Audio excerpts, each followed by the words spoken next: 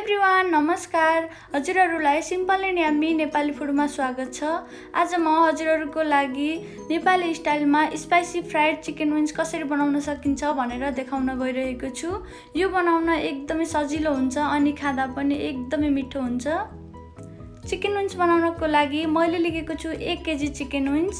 यसमा मैले ठुलो चम्मचको 2 चम्मच दहीलाई राख्छु। दही राख्यो भने एकदमै मिठो फ्लेभर दिन्छ। त्यसैगरी ठुलो चम्मचको 2 चम्मच कर्नफ्लावरलाई पनि राखेको छु। कर्नफ्लावर छैन भने मैदालाई पनि राख्न सक्नुहुन्छ। त्यसैगरी स्वादअनुसार नुन, 1 चम्मच रातो धुलो खुर्सानी, आधा चम्मच बेसार,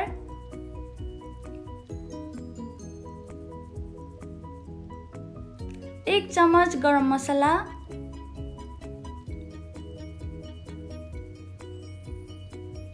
त्यसैगरी मैले आधा चम्मच मरिचको पाउडरलाई पनि राखेको छु। त्यसैगरी मैले ठुलो चम्मचको 1 चम्मच अदुवा लसुनलाई पनि थिचेर राखेको छु।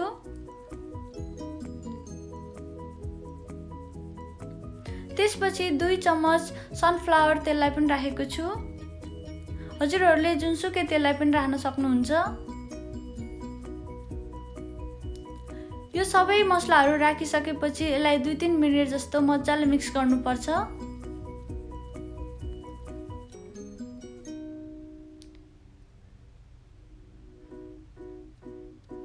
यसरी हातले मिक्स गर्यो भने मसलाहरु मासुको भित्रसम्म पुग्छ र एकदमै मिठो हुन्छ। हजुरहरुले पनि यसरी म्यारिनेट गरिसकेपछि हातले नै मिक्स गर्नु होला।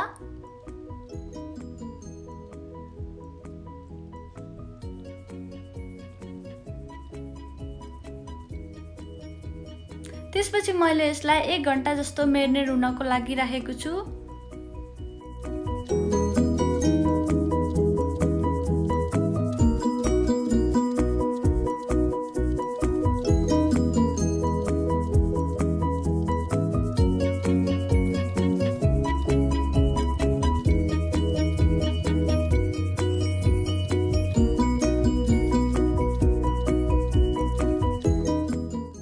फ्राई गर्नको लागि म एउटा प्यानमा तेल राख्छु।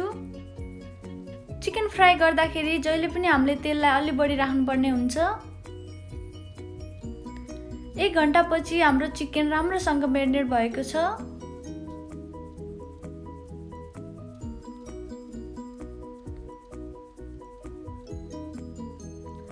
तेल राम्रोसँग तातिसकेपछि यसलाई एउटा गरेर राख्नु होला।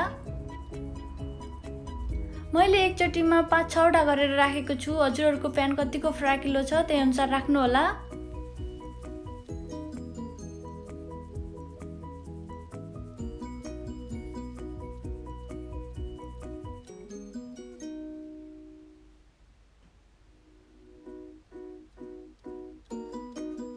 त्यसपछि यसलाई एक साइडमा 4-5 मिनेट जस्तो पकाउनु होला र अनि फर्काउनु होला।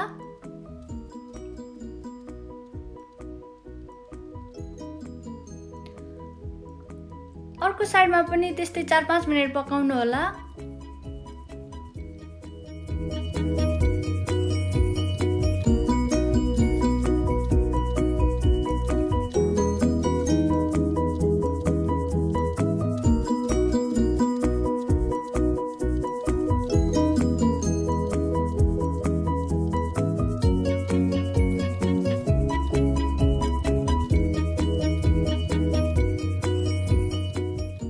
मैले मिडियम हिटमा बनाएको छु।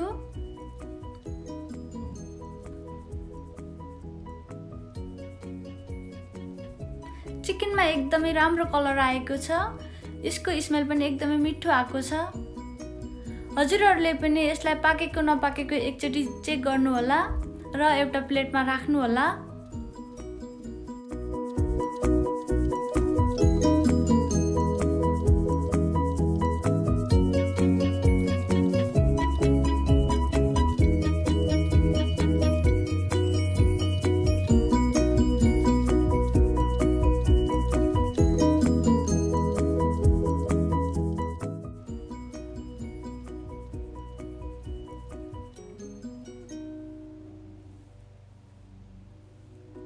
यसरी नै सबै चिकनलाई बनाउनु होला।